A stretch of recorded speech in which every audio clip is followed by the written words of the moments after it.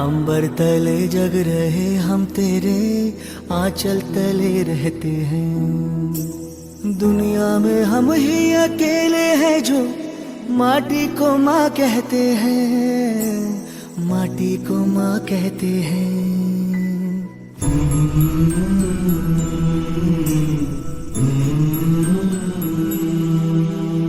जागे तेरे लिए सारी उम्र, तू ही आना सुलाने हमें। सर तेरा ऊंचा रहे ऐ वतन, कोई जाने न जाने हमें, कोई जाने न जाने हमें। हो खुशबू के जैसे हवाओं में हम गुमनाम से बहते हैं। दुनिया में हम ही अकेले हैं जो माटी को माँ कहते हैं, माटी को माँ कहते हैं। आपदा सेवा सदैव सर्वत्र की मूल भावना के साथ इस विशेष बल यानी एनडीआरएफ की स्थापना 2006 में हुई थी।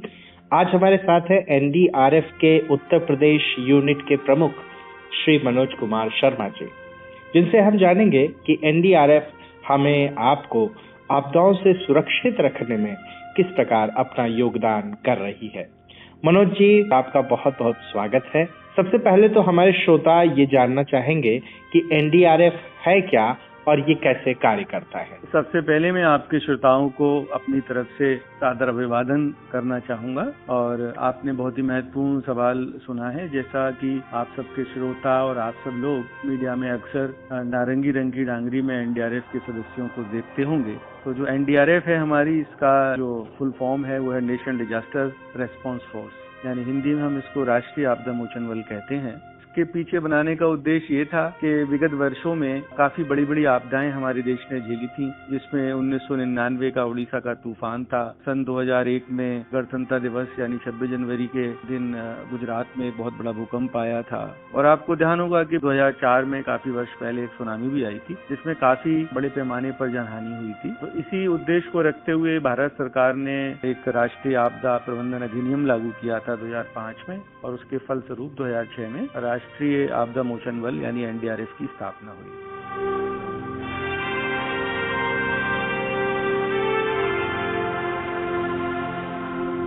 अब मैं आपके को ये बताना चाहूंगा ये काम कैसे करती है। तो शुरू में हमारी 8 बटालियन थी, आज की तारीख में ये बढ़कर 16 बटालियन हो चुकी हैं। तो जो पूरा भारतवर्ष है उसको 16 हिस्सों में बांट दिया गया है। और उन्हीं के दौरान जैसे कि मेरी जो बटालियन है उसकी जिम्मेवारी उत्तर प्रदेश के 42 जिलों की है, और उत्तर प्रदेश में एक बटालियन और है जो गाजियाबाद में जिसका मुख्यालय है, उसकी जिम्मेवारी 33 जिलों में है। मनोज जी, जैसे हम आर्मी के बारे में जानते हैं, पैरामिलिट्रीज के बारे में, पुलिस फोर्स के बारे में जानते हैं, जो इसमें लोग कार्य करते हैं वो कहाँ से आते हैं, उनका रिक्रूटमेंट या उनका सिलेक्शन किस तरह होता है? जी, आपका प्रश्न बहुत अच्छा है। काफी लोगों के मन में इस विषय के बारे में उत्सुकता रहती है। तो मैं ये बताना चाहूंगा कि सारे के सारे यानी 100% लोग एनडीआरएफ के प्रतिनियुक्ति पर आते हैं, यानी डेपुटेशन पर। जो केंद्रीय पुलिस बल हैं हमारे, जिसमें BSF, CRPF, SSB, ITBP, CISF और असम राइफल्स, ये जो बल हैं केंद्रीय पुलिस बल, केंद्रीय अर्धसैनिक बल भी कुछ लोग इनको बोलते हैं, उनसे लोग डेपुटेशन पर यानी प्रतिनियुक्ति पर 7 वर्ष के लिए आते हैं। 7 वर्ष के लिए अपनी सेवाएं देते हैं, फिर अपने मूल संगठन में ये वापस चले जाते हैं। तो इसमें जो भी लोग आने के इच्छुक होते हैं, सबसे पहले वो विलिंग होने चाहिए इस ऑर्गेनाइजेशन को ज्वाइन करने के लिए, और उनको एक बहुत कठिन ट्रेनिंग से गुजरना पड़ता है 19 हफ्ते की। उसके बाद अलग अलग तरीके के एडवांस कोर्सेज होते रहते हैं बीच बीच में। उन प्रक्रियाओं से गुजरकर एक अच्छा रेस्क्यूअर हमारा तैयार हो पाता है। भारत जैसा विकासशील और दुनिया का दूसरा सबसे बड़ा पॉपुलस कंट्री है, और यहाँ पर बहुत सारे कारण है, आपदाएं आती रहती हैं, वो चाहे भौगोलिक कारण है या फिर मैन मेड डिजास्टर्स भी आते रहते हैं। भारत में जो आपदाओं का सिनेरियो है उसके बारे में कुछ हमारे श्रोताओं को बताएं। भारत की अगर हम पूरा भूगोल पे निगाह डालें तो हम ये पाएंगे कि 3 तरफ हमारे समुद्र है। तो सबसे बड़ी जो आपदा हम संभावित हम हर समय हमारे पास रहती है वो होती है तूफान से। तो आप ये देखते होंगे कि जब भी वेस्टर्ली डिस्टर्बेंस होते हैं या कहीं भी हीट वेव होता है, कहीं पर कोल्ड वेव होता है, कहीं पर एवलांचेस आते हैं, तो यहाँ हर तरीके, कहीं भूकंप आता है, कहीं बाढ़ आती है, तो मानव निर्मित प्राकृतिक या जितने केमिकल डिजास्टर्स होते हैं, तो ये सभी तरीके की जो आपदाएं हैं उनकी संभावना बनी रहती है। अब जो हमारे तटवर्ती इलाके हैं वहाँ पर साइक्लोन और तूफान वगैरह का अंदेशा ज्यादा होता है। जो हमारे गंगा की यमुना के मैदान है उत्तर प्रदेश के, यहाँ पर बाढ़ का ज्यादा रहता है। पहाड़ी इलाकों में लैंडस्लाइड्स है, एवलांचेस हैं, इस तरीके की घटनाएं ज्यादा होती हैं। भूकंप आया, उसमें बिल्डिंग कोलैप्स वगैरह या कभी कभी अंडर कंस्ट्रक्शन वाली बिल्डिंग्स भी कोलैप्स हो जाती हैं। तो उन सब में हम त्वरित कार्रवाई करते हुए जब भी हमको कॉल किया जाता है हम अपनी सेवाएं देते हैं। इस समय एनडीआरएफ में कितने लोग कार्यरत होंगे, कितने पर्सनल्स होंगे और उत्तर प्रदेश में क्या स्थिति है? उत्तर प्रदेश के लिए 2 बटालियन नियुक्त हैं और एकमात्र उत्तर प्रदेश ही ऐसा राज्य है जिसमें 2 बटालियन हैं, क्योंकि जितने राज्य हैं उसके हिसाब से अभी इसका एक्सपेंशन हुआ नहीं है एनडीआरएफ का। तो अगर मैं पूरे एनडीआरएफ बल के बारे में बताऊं तो लगभग 18,000 जवान हमारे पूरे देश में डिप्लॉय हैं और तैनात हैं, अपनी सेवाएं दे रहे हैं। और जहां तक उत्तर प्रदेश का सवाल है तो मैं मोटे तौर पर कह सकता हूं कि लगभग 2,000 जवान उत्तर प्रदेश की सीमाओं के लिए नियुक्त किए गए हैं। जैसे कोई आपदा घटित होती है, क्या आप स्वतः संज्ञान लेकर उस स्थल पर पहुंचते हैं या आपको डिस्ट्रिक्ट एडमिनिस्ट्रेशन या स्टेट गवर्नमेंट द्वारा कॉल किया जाता है? जैसा कि हमारा सूत्र वाक्य आपदा सेवा सदैव सर्वत्र, तो हमारे उसमें बाकी जो प्रॉब्लम्स हैं कि डीएम ने बुलाया नहीं बुलाया, क्या अगर हमारे संज्ञान में अगर खुद आ जाता है तो हम तुरंत ही मूव कर जाते हैं। और इस सब के लिए क्या होता है कि हम मॉक एक्सरसाइजेस डिस्ट्रिक्ट एडमिनिस्ट्रेशन और स्टेट लेवल पर भी हम सामंजस्य आपस में बिठाकर हम मॉक एक्सरसाइजेज करते रहते हैं। तो हमारे बीच में और जो स्टेट एडमिनिस्ट्रेशन है या जिला प्रशासन है उसके बीच में एक कोऑर्डिनेटेड टास्क होता रहता है। तो उसमें हम अच्छी तरीके से जो हमारे स्टेट इमरजेंसी ऑपरेशन सेंटर्स है उससे हमारी बटालियन का जो ऑपरेशन सेंटर है वो हर समय कम्युनिकेशन में रहता है। तो कम्युनिकेशन गैप हम कहीं होने नहीं देते हैं। इसके अलावा स्टेट में भी एसडीआरएफ का गठन हो चुका है उत्तर प्रदेश में, जो स्टेट लेवल पर स्टेट डिजास्टर रेस्पॉन्स फोर्स है। तो उनके बीच, हमारे बीच और जिला प्रशासन और राज्य के बीच में कहीं किसी भी लेवल पर कोई कम्युनिकेशन गैप नहीं है। हम समय समय पर कोऑर्डिनेशन के लिए मीटिंग भी करते रहते हैं और मॉक एक्सरसाइजेस करते रहते हैं। तो ये मूल्य नहीं रखता कि हमको किसी ने बुलाया या नहीं बुलाया।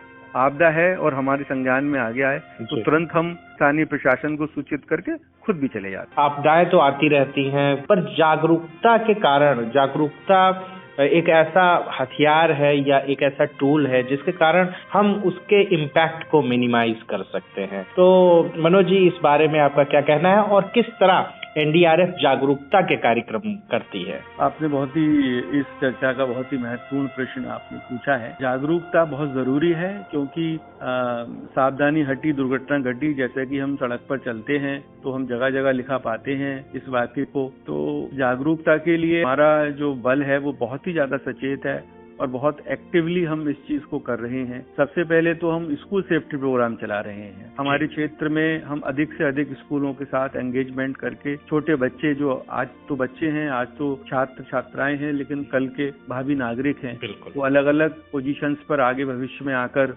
अपने अपने कार्य को अंजाम देंगे, देश की सेवा करेंगे। तो हमने बच्चों को टारगेट किया है। हम अधिक से अधिक स्कूलों को इस अभियान के तहत जोड़ रखे हैं और हमारी जो टीम्स हैं वो जगह जगह जाकर वहाँ पर उनको अवेयर करते हैं और उनको एक्टिविटीज में शामिल करते हैं। और आपदा आ जाए तो हमको कैसा करना है, क्योंकि community is the first responder. हमारा मानना है कि कोई भी जो बल है, संगठित बल है, चाहे एनडीआरएफ हो, एसडीआरएफ हो या कोई और संस्था हो, वो बाद में पहुंचेगी, लेकिन वहाँ पर जो लोग मौजूद होंगे वो सबसे पहले फर्स्ट रेस्पोंडर हैं। तो अगर उनको थोड़ा सा इस विषय में जानकारी होगी तो बहुत सारे बहुमूल्य जीवनों को वो बचा सकते हैं।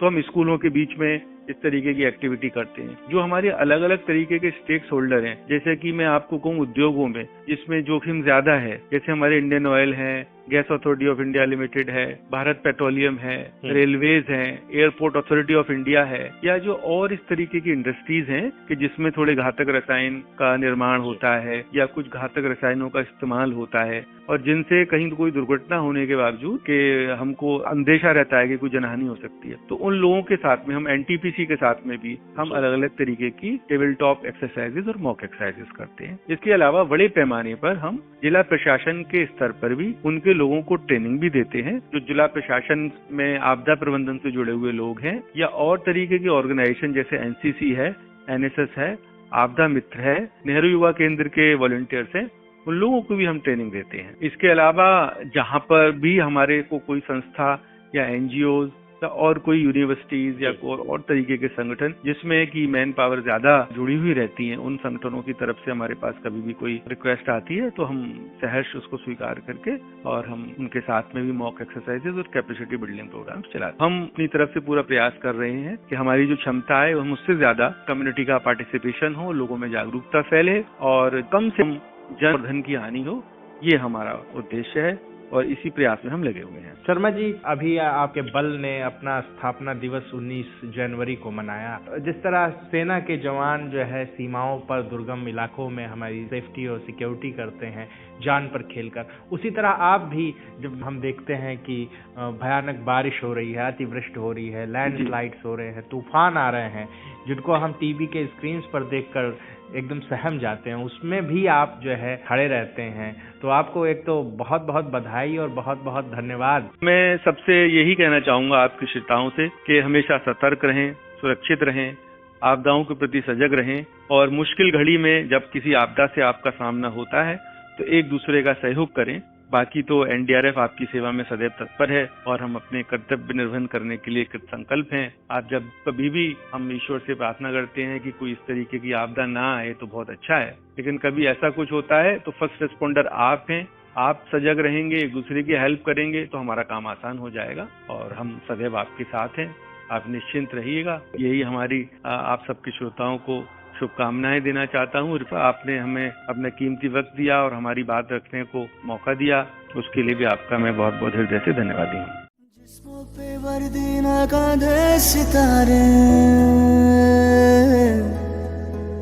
जिस्मों पे वर्दी ना कांधे सितारे, ना झंडे झुकेंगे जिक्र पे हमारे, पर जाने सारे की जब बात होगी आगे मिलेंगे कतारों में हम, तो क्या ज़मीं पे रहे ना रहे मुस्कुराएंगे तारों में हम, मुस्कुराएंगे तारों में हम।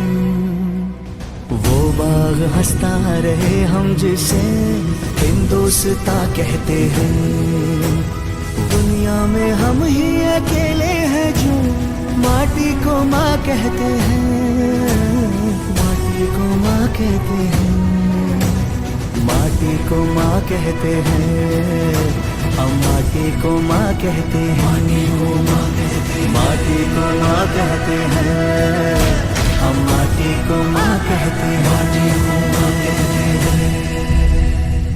भारत माता की जय। दुनिया में हम ही अकेले हैं जो माटी को माँ कहते हैं, माटी को माँ कहते हैं।